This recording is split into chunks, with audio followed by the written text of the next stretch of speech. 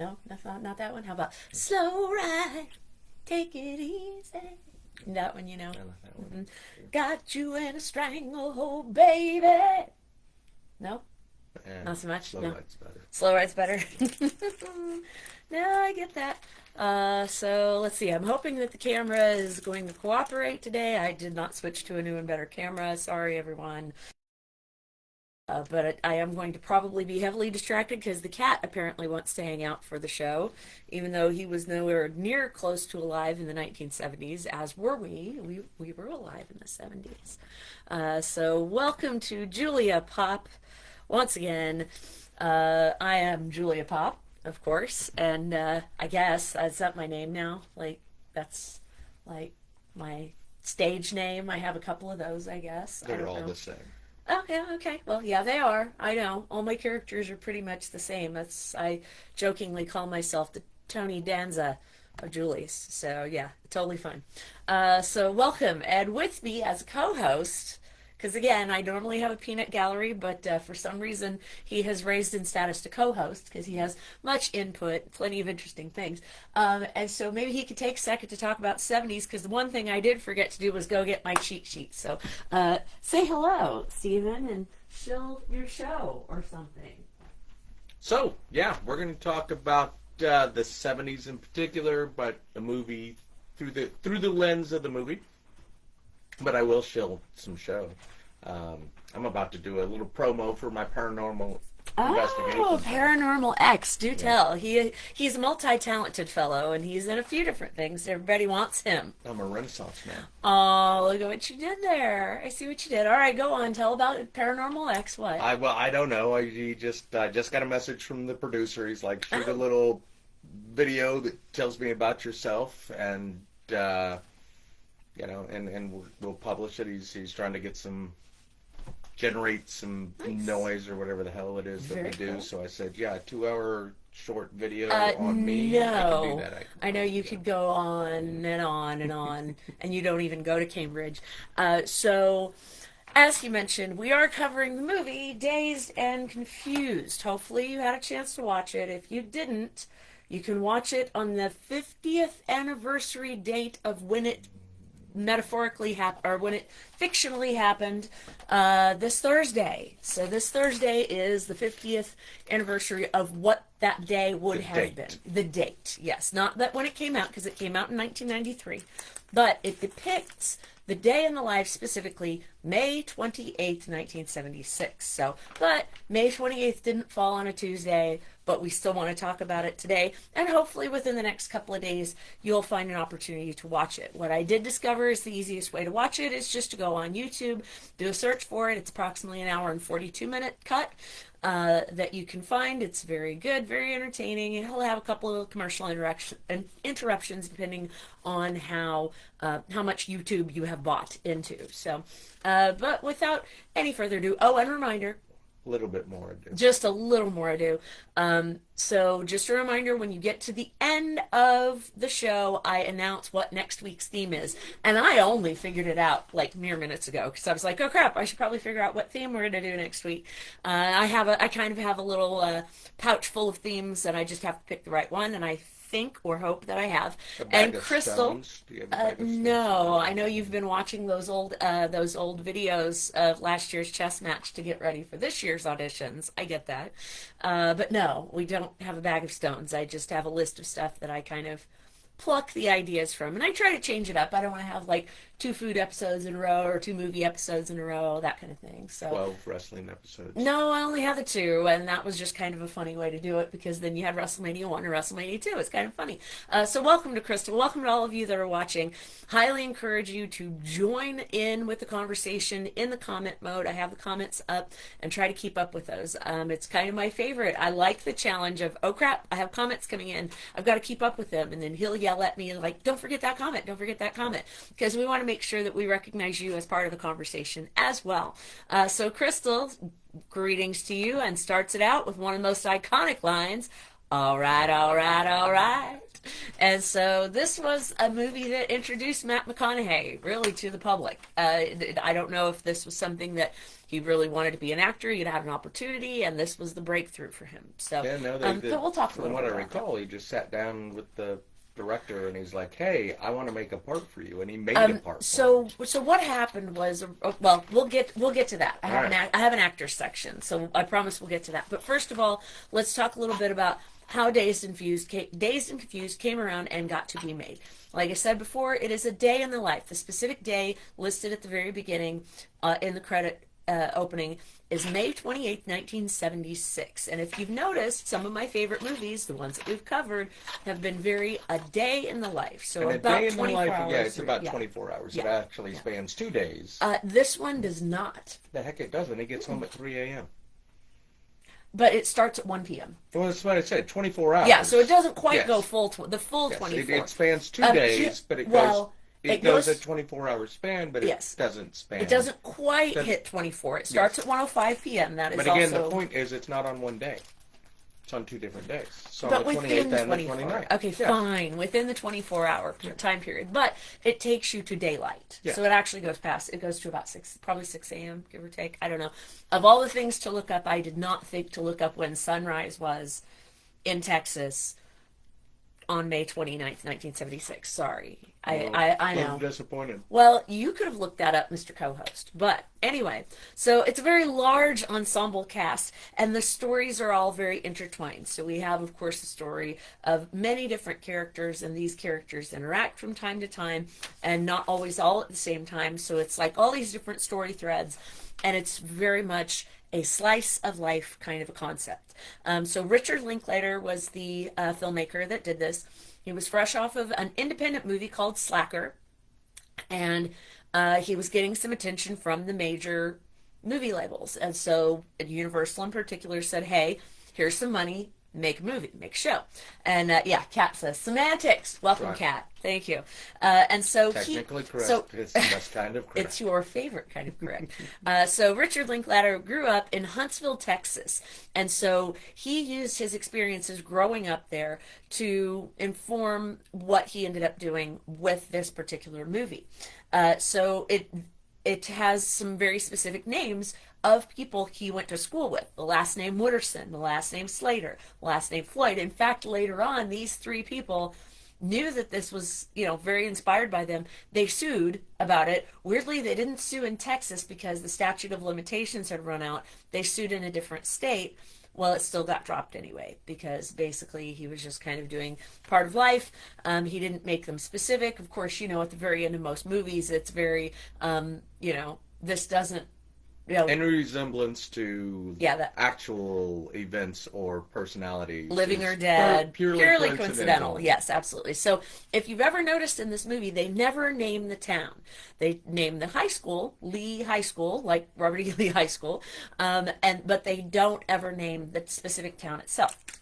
But it is Lee High School, and it was filmed in Austin, Texas. So a lot of people think, oh, it takes place in Austin, but it's never really named what town that they're in. So the writing of this, he had a very rough sketch of what he wanted and how he wanted the characters to be, but he also had the actors really take ownership of these characters. And so a lot of what the characters were doing were inspired by what the actors wanted to do, how they wanted to inhabit the role. So there was quite a bit of improv.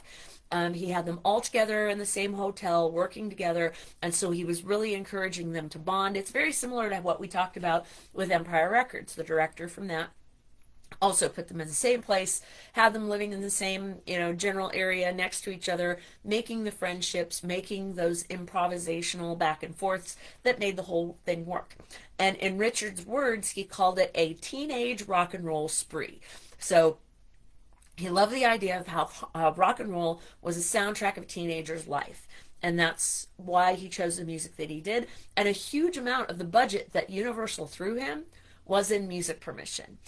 Just for the first, 5-10 minutes where they're playing Aerosmith's Sweet Emotion, he paid probably more for that than he did for the full previous film that he had made. So this was how he was trying to leverage the corporate system to then make the kind of movie that he really wanted to make. So they shot it in 1992, so it was only maybe 16 years in the future from when it was representing, and then it was released in 1993. He wanted to have it released right around May, the end of school, but the company wanted to give it a little bit more time. They didn't release it until the fall of 93. But weirdly and unfortunately, very similar to what happened with Empire Records, it was considered a box office meh, or a box office dud. It only made $8 million at the box office with a $6 million budget. So it wasn't a mega budget by any means, but it didn't really bring a whole lot back until a similar thing happened here. They started releasing it on Laserdisc, VHS, and DVD, and then it started to take off and it became a cult classic. It's been on top 10s and top 25s by movie critics, by magazines alike, and it's been that way ever since. So the whole making of it was very us versus them. Like, they were kind of trying to be an indie film, but they were made by a corporation. And so the corporation and the filmmakers were always at odds, trying to figure out what kind of movie this is. A lot of people know of it and think of it as a stoner movie. And there's certainly smoking in it, no kidding. And that's part of what got its R rating, because there was underage drinking, there was smoking, there was some bad language in it. And so, but the interesting thing is corporate was like, well, if we have all those things, let's just get some boobies in there too. But it never happened. If you recall, the movie never ends up having nudity. Of course, there are some making out scenes, but it never makes it any farther. And that was just kind of corporate's attitude. It's like, well, you already have an R rating. Let's throw some movies in there too. And it's like, but that's not the story I'm trying to tell. Although there's plenty of flirtation, plenty of, that kind of thing going on. It wasn't the story he was trying to tell. So in the end, there was no nudity, even though corporate dudes wanted it. And so Richard Linklater would keep kind of fighting for the things that he wanted. Well, he was also frustrated because the marketing that they decided to set up was very weed heavy. It was very, they would use puns where they were using the word a toke, and it was just every kind of, have a nice day, the smiley face that so many people know. Richard was like, well, no, that was actually a couple of years before 76, and 76, that wouldn't have been as cool. So maybe not the smiley face, even though the smiley face is on the soundtracks. So, and then Crystal says, a lot of smoking and drinking in it, LOL. Absolutely. And Crystal said, Pink's belt buckle is a pipe. So yes, so the culture was there, but it wasn't the whole story. It's not like Cheech and Chong where that's a stoner movie. But there, of course, are the relational things. So what makes a stoner movie a good underline was it was a bit of a fighting against the anti-drugs. Yes. That paper that they tried to get him to sign was a crux of the whole thing, and it's not that he wanted to do drugs; it's that I'm not going to let you tell me not to do things that I want to do. Exactly. And so that became the overarching theme. And so the drugs were merely a part of that, not the main focus, even though it was prevalent. And so, the director wanted it to be, just kind of part of what they were just naturally doing without it being the one and only focus. But of course, what does the marketing company from Universal do? They send out a press kit with rolling papers, pot leaf earrings, and the smiley faces.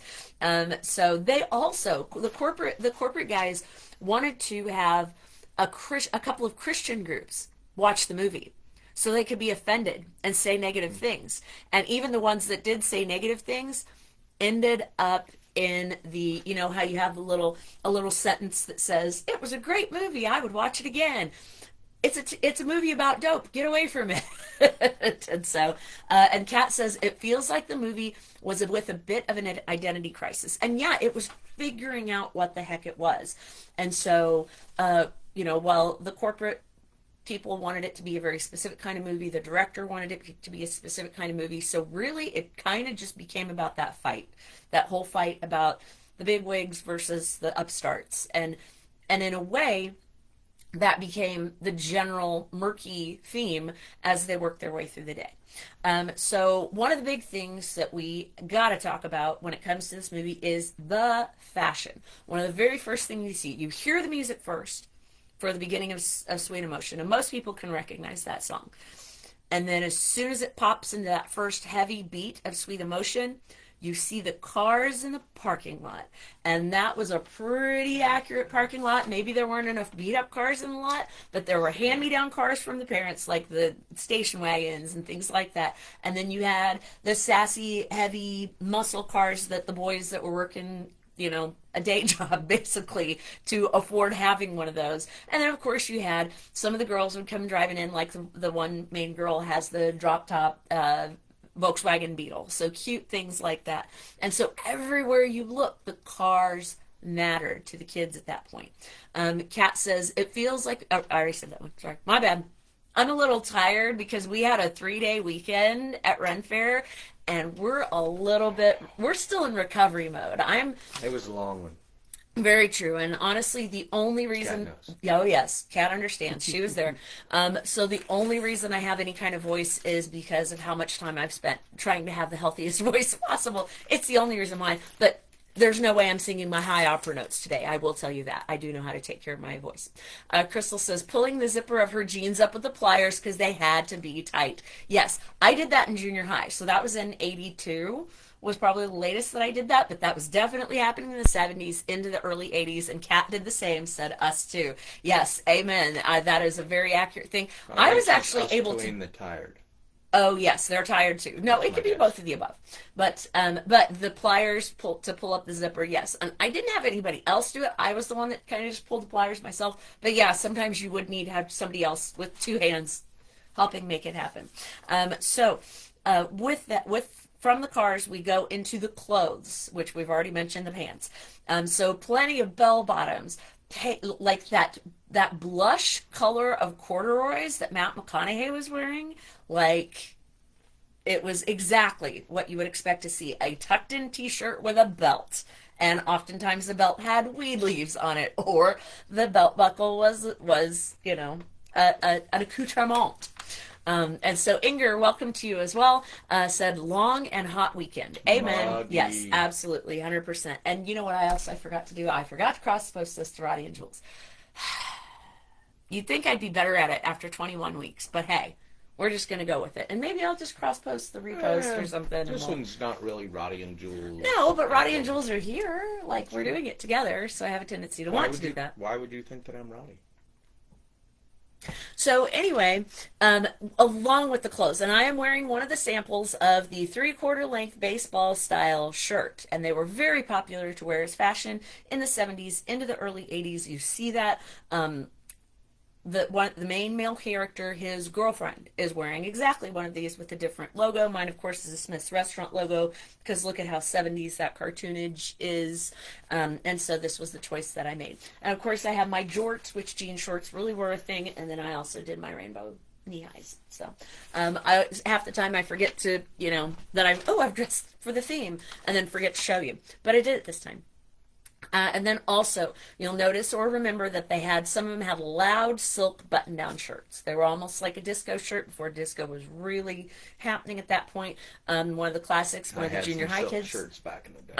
And then you also had an Adidas shirt, right? Because one of our main junior high characters, Mitch, has that Adidas shirt. And then if you also notice, his friend, his classmate, Carl, has those Levi's with the very loud patterns, right? He had the striped pants. And at that point, Levi's was really digging into not just wearing the plain blue denim, although that was everywhere. They had those different colors that a lot of people remember the Brady Bunch wearing. So definitely in fashion, definitely something you would see at the school. And Crystal said, I came here to drink beer and kick ass, and I'm almost out of beer. So sound familiar? Does that sound like there's a bit of a rhythm to that concept? And the mean guy that gets in a fight at the end of the movie says exactly that. All right, and so and then of course the extras that you do. So in fact, I have a cute little barrette with ribbons. That was very popular. You would braid your own little ribbons into the double-sided barrette, and I somehow managed to keep mine from approximately circa 1970 something when I did it for myself. And it's a lovely purple and lavender. And Crystal says that is specifically for brides. That's right. Very good, very good. And then also sometimes you would have accoutrements that just didn't really have a purpose, like the 8th grade girl going to be a freshman has that macrame belt, right? The belt is just kind of slung on the hip. It's not really holding the pants up, but it looks cool. And so sometimes these were the things you would do. Sometimes you'd wear suspenders when you really didn't need suspenders at all, because they looked cool. Oh no, I did. I liked them for holding my pants up and for looking cute. And then Inger says it perfectly: forever in blue jeans. A very 70s thing to say. Now, lots of hairstyles. Now, a lot of the girls had the hairstyle very similar to what I'm doing right now, where you just kind of have the long hair, you tie it up, the sides up in the back or up to the sides like this, and most all of the girls, and there were a couple that had the shorter hair. The character Kay has short hair, of course. The character that Marissa Ribisi plays has that they're very fluffy red permed curled hair as well. So there were some outliers as far as having shorter hair. Clint, the guy that gets in the fight at the beer bust, also had like kind of more of a rockabilly slick back, and that hadn't quite come back yet. So that was interesting that he was making choices in hair like that. Although most everybody else was kind of growing their hair out. And of course, the boys were growing their hair out. Mitch had long hair for being an 8th grader. I think that was kind of a forward-thinking thing, so I thought that was pretty cool that he had that. And then occasionally you'd have the girls have the little side braids in their hair. Like they wouldn't have the whole thing braided, but they'd have a side braid or a back braid. And I always thought that looked pretty cool and very 70s as well. Now, one of the big things you've got to understand about this movie is how important the music was. There were 29 total songs, and three of the, it's actually 30 if you count one extra, and we'll talk about that in a second. 3 songs did not make it on either. There were 2 soundtracks that came out and included all the music but the following: Hurricane by Bob Dylan. I'm guessing they didn't get permission because he's notorious like that. Hey Baby by Ted Nugent. Even though they got permission for Stranglehold, they didn't get permission to put Hey Baby on the album. And Sweet Emotion by Aerosmith. What we already just talked about, how it was perfect to open the movie with, and yet it didn't make it onto either soundtrack. But, you can listen to it. It's everywhere. It's on greatest hits stuff, all kinds of things. And the one other song that would make 30 songs is called The Alien Songs for Those Who Listen. And we only got to hear about 10 seconds of it or so because it was sung by Mila Jovovich. It was the little good song that she was kind of noodling and playing on guitar and singing with her beautiful wispy voice. So he's smiling a lot because that's one of his favorite famous Mila crushes. Jovovich is hands down my favorite actress. Mm-hmm. So she won me in Fifth Element. Oh, very And nice. so I kind of Lilu, back-watched paying a Lilu. lot of that. Okay, gotcha. And the thing is, she was everywhere on the posters. Again, a marketing thing. And she was only in the movie for about 3 minutes and maybe says 3 lines, if even. Yeah, more of her lines ended up on the cutting room floor than ended up in it. So, and that was part of the process that the director was doing that I was talking about. Lots and lots of improv. And over time, in the end, he was quoted as saying, the parts that she was involved in just didn't gel with everything else. So that's how it ended up on the cutting room floor. And he was very apologetic about it, and she was kind of disappointed. She was only 16 at the time, and so she was very young at that point. An interesting story, the guy that she was pretending to date, she ended up dating and marrying, but her mother annulled the marriage because she was only 16. He was 21. That woman, and again, that's a little with bit... marriages. Oh my goodness. Like, she keeps marrying her directors. Not Richard Linklater, he's that much older, and he has boundaries. Yeah, I was about to say, that's not because she has the boundaries. No, but she was consistently marrying older men who were her directors. Sorry. But she, she's 50 now, so she's lived and learned and has, an amazing life to show for it. But that's the one extra song that didn't make it on the soundtrack that only has just a few seconds in it. So we're going to rattle off the part 1 of the soundtrack songs, and it's the greatest hits if I ever heard it.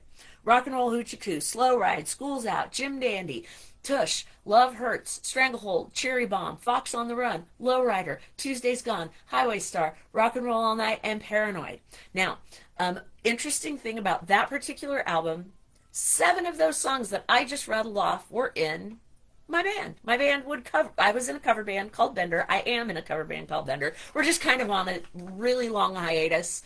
I've They said take this. a lot of time between games. Well, here's the thing. The 5 of us are very busy with some really awesome projects, and we just kind of keep going on those projects. And by projects, a lot of that means life. Yes, exactly. Exactly. And so the thing is that, I'm busy with Roddy and Jules' project. We have a guitarist who's busy with filmmaking. We have another guitarist who's doing a fantastic job of getting their electrician world together. They run electrical Run their stuff. own business. Exactly. And that's a lot. And we With have a daughter. Yes, and we have a librarian, and we have a lighting expert. And it's like, we are all busy with all these things in life. And of course, we're doing side projects that involve music, all kinds of things as well. And so, but I will tell you this, and I believe it, and I feel like in this sentence I can speak on behalf of my 4 brothers in Bender. If kind of like the bat signal, if the Bender signal ever goes up, yeah, we'd get it together and go do the thing. But we're just really busy with other stuff. So that band will never die. It'll just go on a really long hiatus like it's on right now. But one of the big things that we wanted to do is we wanted to get music that moves you. And the music that moved us was also the music that moved this director that he was inspired by. Like I said, he wanted to make a teenage rock and roll spree. And I think he picked the perfect songs that represented a time frame that I lived in. I was very young. Oh, yes, and Crystal brings it up. And their cosplay builds. Yes, indeed. So our rhythm guitarist is very heavy into fantastic cosplay builds with his wife, and his child does cosplay as well. Very talented. Hi, Junie. She is amazing as well. So that's the thing is that... second list of songs. Yes. So that was just the first album. And like I said, Bender is very well known for it, and I would say that often. If you like all the soundtrack of Dazed and Confused, you're going to love Bender. Now, it was so good, they put out a second album called More Dazed and Confused, and it had the following songs on it. Free Ride, No More Mr. Nice Guy, Living in the USA, Steve Miller, Never Been Any Reason, Why Can't We Be Friends, Summer Breeze, Right Place, Wrong Time, Balinese by ZZ Top, Lord Have Mercy on My Soul by Black Oak, Arkansas, I Just Want to Make Love to You by Foghat, Show Me the Way, and Do You Feel Like We Do. Now, my first show and tell actually involves those last 2 songs. What I was just trying to sing and not doing very well. Look at that. I actually managed to get a copy of Frampton Comes Alive, and not everybody realizes that it gatefolds in a very weird direction. But I wanted to show that off. And so then, when you open up the main gatefold sleeve, you see some really great pictures of the performers. And then, of course, the track listing, which both of those songs are on. So I definitely wanted to show you that for just a moment while I had a second. And I mentioned also that I was 6 years old on May 28th of 1976. And so, as you can see, it was a very patriotic yearbook. Yes, you were 3. You were very tiny. You were a little guy. And so, this is the yearbook that I was in as a kindergartner. And I know you probably won't be able to see it because there's a lot of glare. Hang on, let me see if I can get close enough. There I am with my cute little pigtails. There I am, right there on the edge of the page. Little brunette girl with pigtails. It's the year we met. It was the year we met, because what we figured out is that he would have been along with his mother, who was a room mother for my kindergarten class, because his sister was in my grade and in my class. So that would have been right around we would have met each other in that fall of 75, and then probably met each other again in 76. And so all of these songs had come out by that point, and so he didn't want to do anything that pushed further forward. He wanted to make sure he covered that. Now, side note, Dazed and Confused, the name of the movie, doesn't have Dazed and Confused by Led Zeppelin in it. And he didn't really intend for that to happen. Crystal says, I wasn't born yet. Yes, I know. Inger was in our time frame, was almost 10 at the time. Double digits. I know, almost. Not quite, but almost. And sorry, I've read the thing and then I'm getting turned around. Didn't have Dazed and Confused. Yes, and so, but the director appealed to Led Zeppelin, sent them a very heartfelt video request to use rock and roll by Led Zeppelin. Yet another song that Bender plays. And he got a yes from Jimmy Page, but he got a no from Robert Plant and was very upset with him for many years and was ready to just boycott anything Robert Plant did because of it. But then eventually, Richard Linklater, is that right? He did another little show called School of Rock. And he got Jack Black to appeal to them.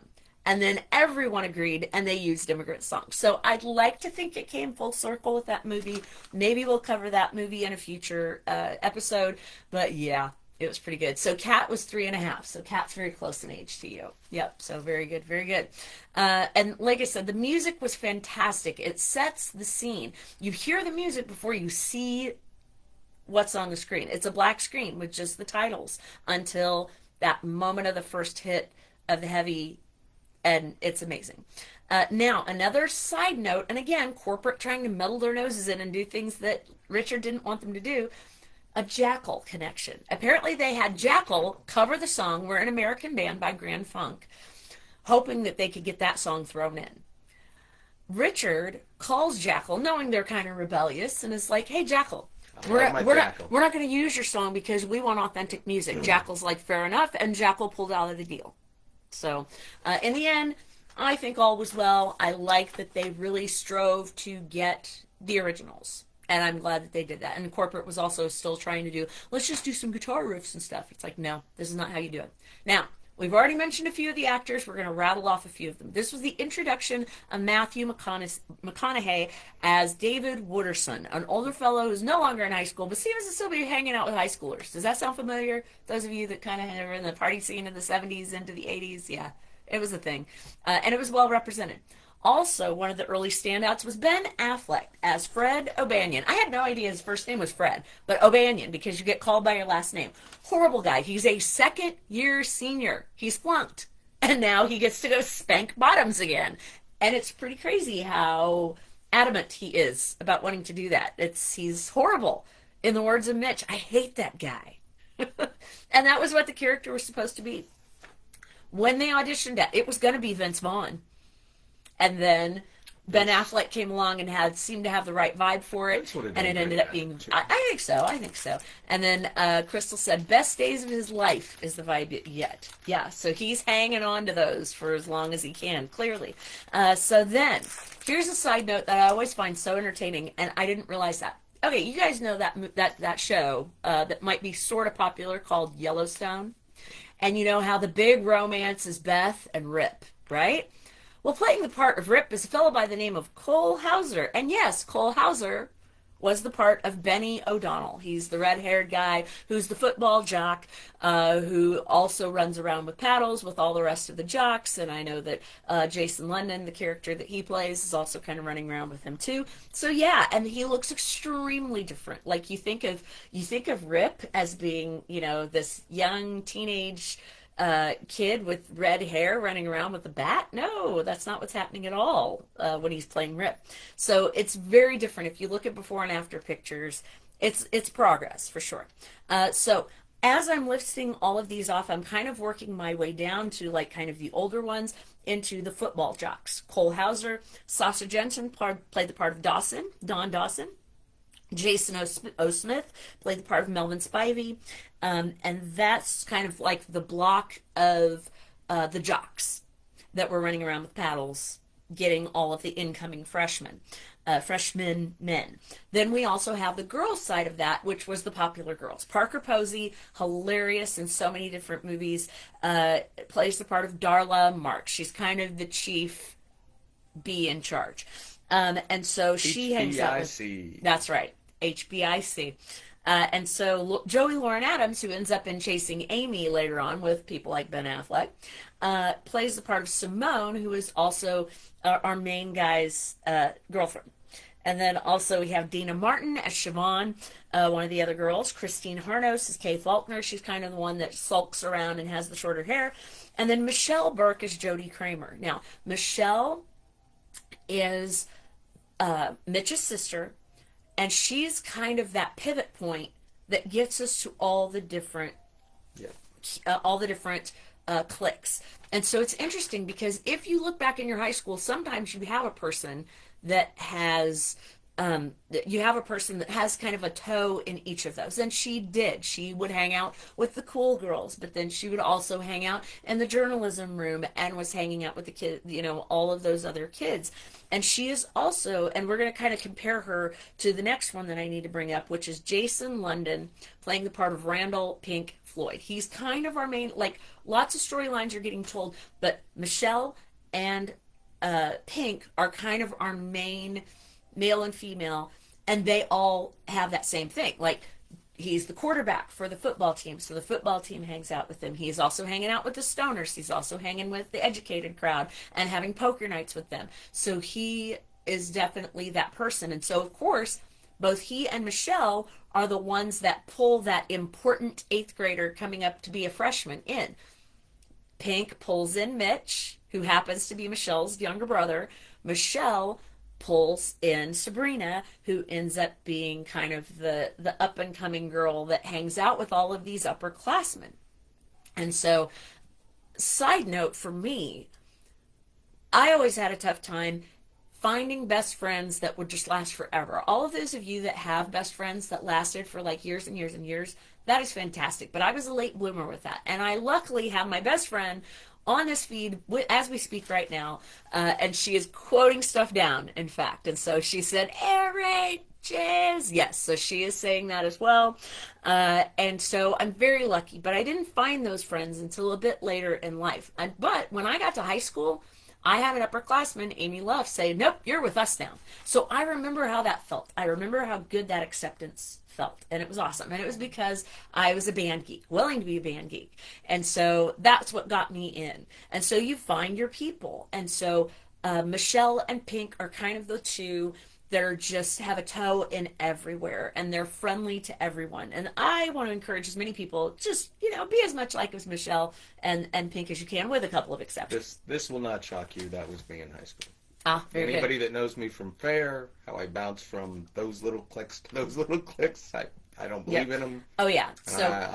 So not only were they very popular, but then Pink in particular, he was in a poker group and a smoker group.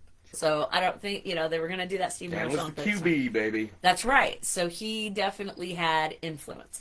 And then, of course, we have Mila Jovovich as Michelle Burrows. Yay! Her screen time, unfortunately, was dropped to 3 minutes, even though she was all over the posters, because at that time, she was the best known one. And so, Ingrid says the same. She's like, me.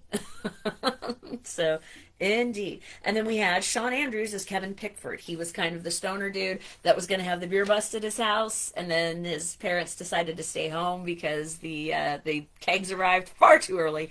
Crystal said, "That was Chad in my life." Yes, Chad, R.I.P. He was definitely the same way with being around the sportos, the smokers, the everybody in between. And then, of course, speaking of the smokers, we had Rory Cochrane, who was also in Empire Records, which was a previous episode, as Slater, the super stoner, barely knew where he was, constantly had that's right. Yeah, he had the attitude, right? And then Shotgun. And then Inger said, "I had friends in every clique." Yep, so I love it when people are able to make friends like that, because I got to be a positive recipient of that, and I'm always grateful. So we have Marissa Ribisi, like I mentioned before, is our curly red-headed Cynthia Dunn, hanging out with the educated types, the brainy types. Now, a side note about Marissa, she ended up getting married to Beck, the musician. Devil's Haircut. Loser, that guy.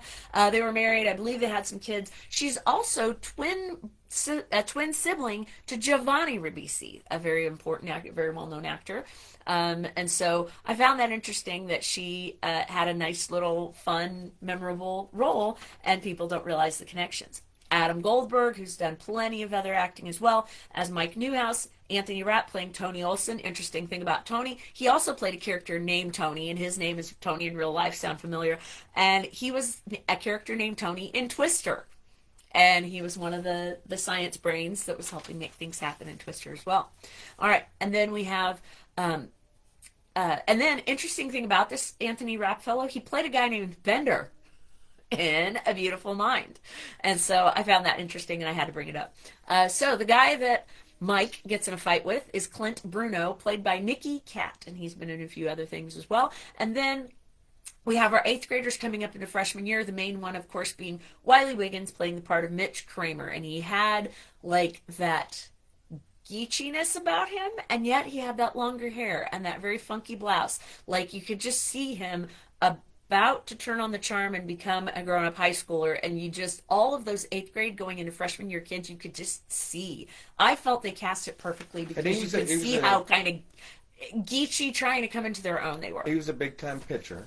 Yes, which lends him into that jock. Yep, line. and it fits him. He is like the minis. They pick up their minis. Yes, yes, absolutely. And the fun thing about that, side note, the actor that played Mitch couldn't throw a ball at all. And so if you ever go back and look at the cuts, you'll see a close-up of his arm or a close-up of his leg. It's not him.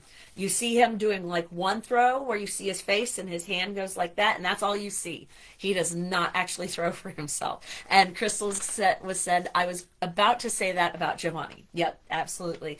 They are twins. And so then, of course, he had his friends, his incoming freshman friends. Mark Vandermeulen played the part of Tommy. Esteban Pal played the part of Carl Burnett. Jeremy Fox played the part of Hirschfelder. And I always found it interesting that of all of those guys at the junior high dance, that the one that was making out with the girl was kind of the round fella, like the teddy bear was getting the love. And I was like, okay, I guess that's the one. A little over the shirt action. That's what he said. That's what he said. And so it's just interesting to see them kind of coming out of that eighth grade world, going into that freshman world, and how important that is. And then, of course, like I said, Kristen Hinojosa as Sabrina. And random that Michelle just looks over at a group of other girls and finds this cute girl and says, "Are you in or are you out?" She says she's in. And all the other friends just kind of get left behind, and she joins in this group of all of the ones getting hazed. Of course, we also have Catherine Averill Morris as Julie Sims, the one that ends up having a crush on Mitch, and Mitch has a crush on her, and that ends very positively as the night comes to an end as well. Now, also, we have a few people playing the older ones. We have the very forward-thinking Mrs. Stroud, the teacher who's like, hey, remember, if you're going to celebrate the 200th birthday, remember it's a bunch of white dudes who didn't want to pay taxes. White slave owners who didn't want to pay their taxes. Yeah, so of course she had that attitude, and then it was funny because when one of the boys tried to flirt with her, she goes, pats them on the head, and then closes the door in their face. So I have always liked her as well. And then Steven says, beginning of the dad bod fixation. Very likely that is something. It's a very real thing, and clearly that had to be where that one was headed. So then, of course, now I always have a tough time trying to pick Renee Zellweger out. Apparently she's somewhere in all of that. You don't always hear, I don't know how many lines she has, but she's in there, and plays a part of Nessie. And I'm like, she disappears, kind of like the Loch Ness Monster. I don't know. But there were many other very well-known artists that were considered at the time but were not cast, like Elizabeth Berkley from Saved by the Bell, Mira Sorvino, Ashley Judd, Brendan Fraser, Jon Favreau, Ron Livingston, and Claire Danes. And they were really thinking about it, but they ended up not getting chosen over the ones that ended up getting the parts. Now, part of good storytelling is having good places, and they had some great places. Lee High School, just being in those high school halls and the way they were painted, and even the fact that there was, that there was graffiti on the walls and all of that. It gave us that vibe, right? And then, of course, they deface Uncle Sam with, like, bloodshot eyes and put a little joint coming out of his mouth. And apparently, whatever school that was filmed in, that Uncle Sam is still there, but they've kind of like changed and erased, they fixed all of the graffiti, but there's still an Uncle Sam on the wall. And then, of course, the junior high was a different building as well. And then we have the Emporium Pool Hall. That was kind of a cool one, too, because, like, the cool kids would hang out there and play pool. And then you had right next door the convenience store where, like, you'd go if you were underage or of age and buy your beer and sneak out of there. I always thought that was such a hilarious scene when Mitch he's like 14, and the guy's just selling him beer. But if you notice, side note, about what happens before Mitch steps up, there's a pregnant lady, And the guy behind the counter is talking to her about, well, eat at least one green thing a day. And she's got a cigarette. Drink plenty of calcium. Yes, plenty of calcium. And she's got a cigarette hanging out of her mouth, fully pregnant belly, and has a brown bag of alcohol that she's being sold. And I'm like, that's so Texas. That is so Southern. So 70s. It is so 70s, yeah. So that scene had its very own charm. And then, of course, he uses things that Wooderson said to then be like, yeah, I work for the city. I don't think I'm going to go to college. Yeah, I'm 18. Oh, you're 18, right? So he doesn't card him, but he still comes away with the beer. And then as soon as he walks out, all the 8th grade kids are like, oh my God, you just bought beer. And it was a huge deal because they're seeing that he's getting influence. And then we see the circle of life starting to happen because he's still friends with his 8th grade friends. Now he's making friends with the Sporto friends and with the older friends. So then Mitch is going to probably become the Pink of the future. It's like passing it on. Oh, here we go. Crystal has the answer. She always does. Renee was holding the beer bong for Parker. Okay, there we go. So at the party at the very end, she's holding the beer bong up so that Darla can take the beer bong and then just gets it all over herself because she's an absolute disaster at the party. But we'll get to that in a minute as well. And then, of course, the drive-in. Even though the drive-in is much more of a 50s, 60s kind of thing, in the 70s it still stood out. Now, interesting thing, it was not going to be the top-notch drive-in. They were going to use a Sonic drive-in. And I'm like, what a perfect way to do a tie-in, but it ended up not happening. They used the top-notch instead, so it was more of a mom-and-pop place. And then, of course, at the very end, when they have the beer bus way out in the woods, they call it Moon Tower, which, Jeremy, thank you very much for bringing up the name of that party, the Moon Tower. About 15, we'll be out there. We'll bring a keg. It's going on. We'll let you know. And so then we've already covered some of the stories, and I wanted to make sure that I made it through my checklist so you could know all the different stories that I was thinking in my mind and how cool they are. It's, of course, the last day of school. Think about what the last day of school feels like for you. And what's funny is that scene, I was talking about how they just throw the papers everywhere. I remember on our last day of school, when we had lockers, junior high and high school, the custodians would put out the giant trash cans, and you would just dump it in the trash can. I don't think I ever saw anybody just like fling all of their papers, but maybe that happened in Texas. I don't know. Maybe that happened in your school. I don't know. And of course, like I said, I've already gone on and on about how effective it is to start with the grooviness that is Sweet Emotion and to just really give you what that afternoon of school was looking like. So reminder about this. Everybody's like, don't forget, the seniors who have already graduated in 76 are long gone. Their graduation has already happened. They're already out the door. Like, you're just not seeing very many of them, except for O'Banion, who's back again for another year. Yeah, because he did graduate. So super senior. A super senior, sure, we'll call it that. And so with that, the ones that we're seeing that they're seniors, Inger did it. Inger threw the papers. You so damn chaos nice. brownie. Well, of course they're a chaos brownie. We knew this about them already. And so these people that we're seeing are outgoing juniors, incoming seniors, which is why they have the shirt that says Senior 77 on the back. Out the window on the bus drive home. Jimmy. Yeah, Hang all on. you lawbreakers. Was that the firm head shaking that you did? That was the firm head shaking. Look. Okay, all right, that's perfectly fair. Okay, and so then these incoming freshmen are outgoing 8th graders, leaving junior high and going up. And of course, like I mentioned, we've got graffiti all over the place with Uncle Sam. And it's interesting how.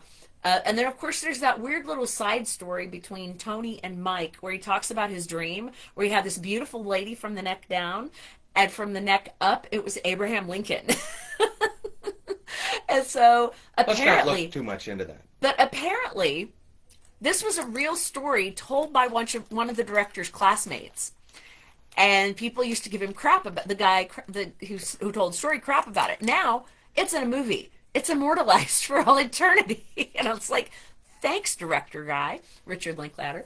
And so Inger said Grease was the big end-of-year movie. Very good. I love that, too. Yeah, we've been talking to people about Grease all week. I wonder why that is. Crystal Shutt said Alice Cooper's School's Out came out my mom's grad year. Yep, and of course, When are they throwing those papers? Across the song, school's out. Yep. So, and then of course, a little side story that kind of mostly ended up on the cutting room floor, but still has moments where you're like, what's going on there? Was the stealing of the Kiss statues. So there were some patriotic statues that were set up in a park somewhere. They got them loose and took them down. This is very like these are the kind of pranks that were played in the 70s, in the 80s, probably in the 50s and 60s too. But they stole the statues. Mila, the character Mila plays, Michelle, painted Kiss masks on them, and then they just carted them around to all the different parties. These the statues ended up at the beer bust at the end of the night. And of course, people are, putting like blunts in their lips and all that other kind of stuff and just having, partying with statues. So I'm sure someday, eventually, people are like, they've defaced it. Oh, no, no. And then, of course, we remember the scene where Mitch is kind of learning how to be a bit of a hoodlum as well because he's with the other guys. And they're playing mailbox baseball and they're hitting trash cans. And then what do they have Mitch do? Throw a bowling ball, and he throws it. And apparently, that particular scene was perfect on take one. So good job, Mitch. You might not be able to throw a baseball, but you can throw a bowling ball and break a window. Well done. Very good. And so...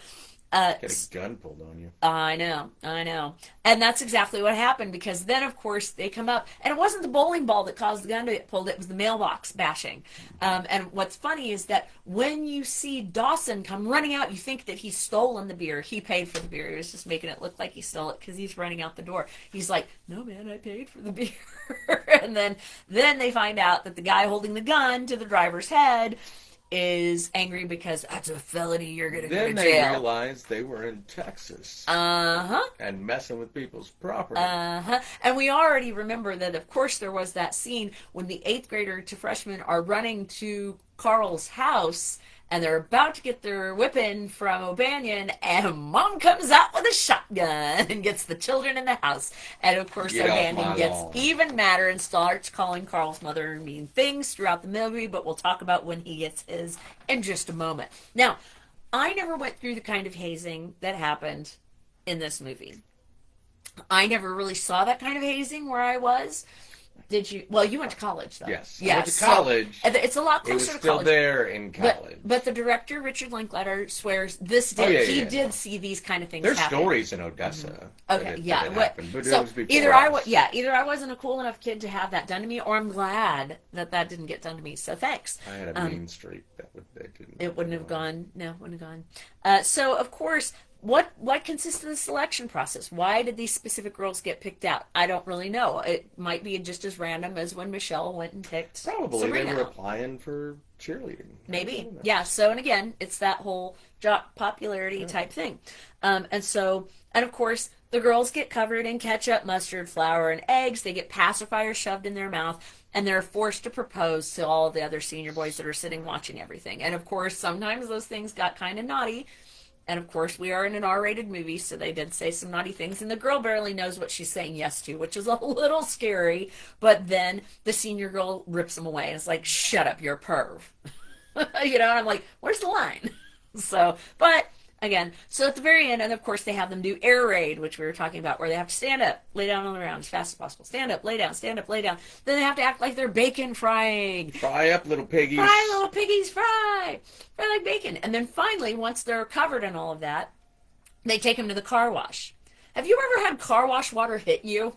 It kind of hurts. So the girls are kind of screaming, but they're getting sort of cleaned off, right? And then at least they're nice enough to drive them to all their houses. So like, okay, where do you live? They drive them home. When they finally drive Sabrina home, they're like, hey, yeah, sure. Do you want to come out with us? Okay. And so she gets a first cool night out. And then the same thing happens with Mitch.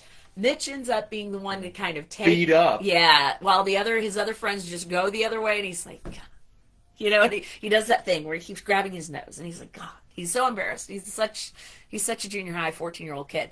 And so he goes out, gets his licks. Pink saves him. He stops him. He's like, all right, yeah, I'll get my lick in, and then doesn't actually really swat him. He just kind of does the little tap, and he's like, yeah, let me drive you home. You need a ride? He's like, yeah. So he gets the ride home, and then the same thing happens to him. He's like, yeah, come out cruising with us. There's a beer bus, there's a party. We'll pick you up at blah, blah, time. Because now that they know where they live, they just come back and pick them up. So that's, to me, kind of a cool one. So, of course, he gets paddled probably harder than the rest. Why? Because his older's like, go easy on my little brother. Yeah, sis. Yeah, we can't. Sometimes that happens when you have an older sister that's really cool. Sorry, but it's okay. But it's okay now. And then, of course, one of my favorite lines that happens during all of this hazing is from Parker Posey: "Wipe that face off your head." Instead of wipe that smile off your face. And then, of course, as we're kind of finishing up at that baseball game, there's a moment when Pink is getting talked to by an old couple, and he keeps like, oh, I hope that arm's ready. You got this many starters, and you got this many lettermen, and it's gonna, like, the way they follow sports, dude, in that town. It's real all over Texas. It's that level. Yeah, and you feel the here pressure. in Odessa. It's at least that level here in Odessa. And the fact, I've been to Texas when they do that stuff, man. Those small towns go nutty. Yeah, and the fact that that kind of pressure exists for somebody who's like frontal cortex is, or, you know, frontal lobe is not complete yet, that's a lot of pressure, man. That is a lot of pressure. And of course that gives Pink more and more hesitation to think, good God, what am I doing here? So then, of course, the girls in the truck, one of my other ones that I think is so funny, they're gossiping. It's like, tell us what what did she call us? What did she say about us? I won't get mad. I won't get mad. I won't get mad. And she's like, well, she called you a B and you, and as soon as she says slut, it's like, the girl's like, what? I don't believe it. I can't believe it. I'm going to kick her ass. Were you whispering so the algorithm couldn't hear you say yes. slut? Is that what yes, that's exactly what I was doing. And then Steven said, I think I should finally watch this movie. Yes, I haven't seen it. I will not shame you as long as you promise me that you will go see the movie. I'm yes, please do. You right now. Like I said, you can find it on YouTube. Minimal interruptions. It will be there. And Crystal says, Texas football and cheerleading is high pressure. Yes. And so there are many places where that is. It seems heavy in Texas. Varsity for sure. Blues, and she mentions Friday Varsity. Night Lights.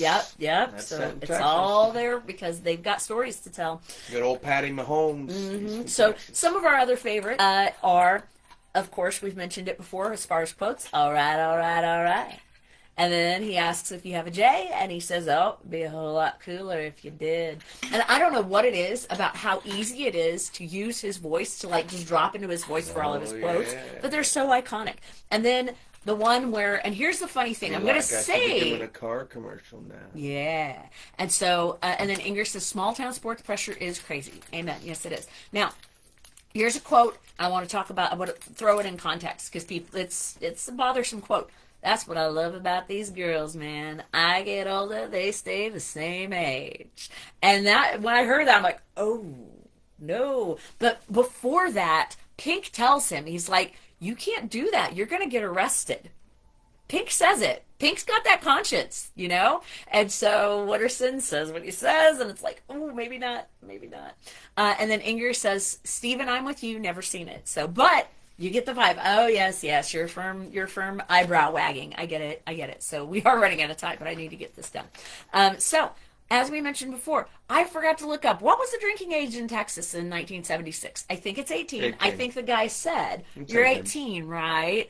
And so that's where it was at the time. Now, it might depend on the county. But yes, but the drinking age across the board through most of the country got changed to 21 right at the time that they were trying to drop, because they were dropping speed limits to 55.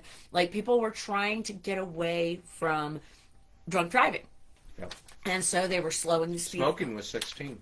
Yep. And so they were slowing the speed limit. They were slowing when you could jump in and get that. Crystal agrees 18, yep. Inger agrees it was 18.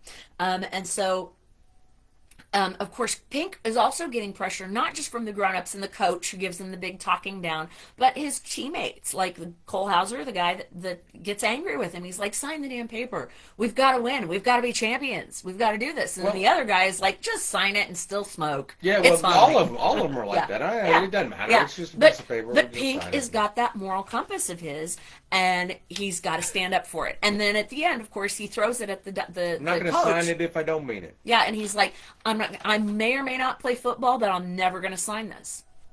So, and that's the thing, is he knew he had a bit of power with that. Yeah, because you think there's could, pressure on him to win. If this is a big team and you got a good chance of going to state. Because he's a good and football your player? quarterback doesn't come back because How's of that gonna something that you did. Yep. And you don't go to state, you're losing your job. You're just going to lose your job. Yep, exactly. And so, and he's bucking authority with this, and he's realizing that he's coming into power. When you're going from high school into adulthood, you're figuring out what power you have. And of course, we've also mentioned Pickford's house party flub. When the parents are about to leave town, the kegs show up, and the dad's like, "Nope, we're not going." And interestingly, the mom is like, "Oh, we can still go." Like, the mom doesn't care as much, but the dad's like, "No parties at my house, I'm staying home." And then of course that leads to the running gag of people trying to knock on the door and then running away. And then of course Pickford's bedroom, that funky chair, the incense that they're smoking weed and like shaking incense and air freshener all around, hoping that the parents won't smell it. I don't know how the parents didn't smell it. You got me. You just ignore it. They didn't care. Exactly. But and finally, we do also have the scene where O'Banion gets his, when Mitch and his friends come up with the idea to spill paint all over him, and that was hilarious. And of course, he gets angry and he climbs in his car and like gets out. Yeah, oh yeah, and just that breakdown. Well done, Ben Affleck. It was hilarious as could be. Crystal says, "My mom moved to Texas after she graduated with her first husband and could buy alcohol." Yep. And so then, of course, Climbing Moon Tower has its own set of comedy. Yeah, man, a freshman fell and hit his head on every rung and died. See all the blood straight. Like, so there's always that kind of attitude of ribbing your freshman incomings. And then I also like the moment where the redhead girl talks about how every other decade, like the 50s were lame, but the 60s were cool, and the 70s we can tell are lame. So the 80s are going to be radical. Like, we'll be in our 20s by then. And I like that. Saying that with the 90s in the rearview mirror in real life is, to me, was cool and entertaining, and I have kind of feelings about how we get nostalgic for whatever was happening 20 years ago, which is basically what was happening. This came out in 93 about the 70s. So I think it still fits within all of that. And then, of course, one of my other favorite quotes comes from Slater, the stoner, Martha Washington. Every day George would come home and she would have a big fat bowl waiting for him. Man, she was a hip lady. And I'm like, this is hilarious. I love how they improv their way to some really funny stuff. And then, of course, we end that part. The beer bust kind of starts to wrap up when Mike and Clint get in the fight. Mike is just wanting that visceral realness of life. And so he gets himself into a fight. He gets a good first punch, but then just gets the crap kicked out of him. And finally, who's the moral compass that stops it all? Wooderson helps, but Pink is the one that jumps in and helps get everybody pulled apart. And then, of course, that's when Tuesday's Gone is happening, and you can just feel the party is dissipating with all of this. And that very familiar sound for you of when the keg tap, it makes a noise when it's out. She was laughing because we didn't get a chance to watch this movie. And no, we watched it on the drive home. So we didn't get a chance to watch this movie. So on the way home, she's like, "I'm going to watch it." Well, I can't watch it while I'm not killing us on the drive home. So he listened. So yeah, she did. I only heard it. Yes. And I hear the keg tap out, and I'm like, "Oh." Yeah, he got sad, and I'm like, "It's not the frat boy," and you realizing what just happened. And he's like, "Yes, that was a keg tap out, wasn't it?" Like, yeah. So then they finish out the night with watching the sunrise from the 50-yard line of the football field so they can smoke again and talk.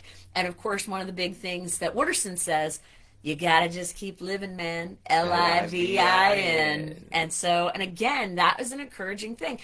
The director didn't know quite how to close it, and he came up with this end of time, end of the day thing. And of course, Mitch with the sophomore Julie, who really likes him and helps him with his plan to get O'Banion. They end up watching the sunrise on a blanket, and of course, they're kissing. It's very romantic, right? And so, as the daylight is coming up, the football coach, is giving a speech. Pink gives him a speech back. He's like, "I'm going with my friends to get Aerosmith tickets to Houston. Top priority of the summer." Yeah. And so then Mitch gets home, and the sister thinks that he's gonna get the book thrown at him. He gets nothing. He puts on the headphones. But why? This is your only chance? Or Oh, why? yeah. Why? Because she said the sister... She smoothed it for him. She got there early and smoothed it out and essentially said, "Hey, let him have a little liberty this time. I was there with him. I was keeping an eye on him. You crashed hard on me. Don't crash hard on him. His sister smooths it out for him. So even though we didn't see that scene, that's what we'll go with. Well, then she mentions it. Does she? Yeah, the mom mentions it. Okay, yeah, all right. So, so then of course they close with him putting his headphones on, and what's the song that plays at the end? Slow Ride, classic, which was going to be Rock and Roll by Led Zeppelin, but they couldn't get permission, so they did Slow Ride. And I think Slow Ride was a better hit for me. So that wraps up that. Should you have those of you that are watching later, I highly encourage you, please comment as well. I will comment back to you.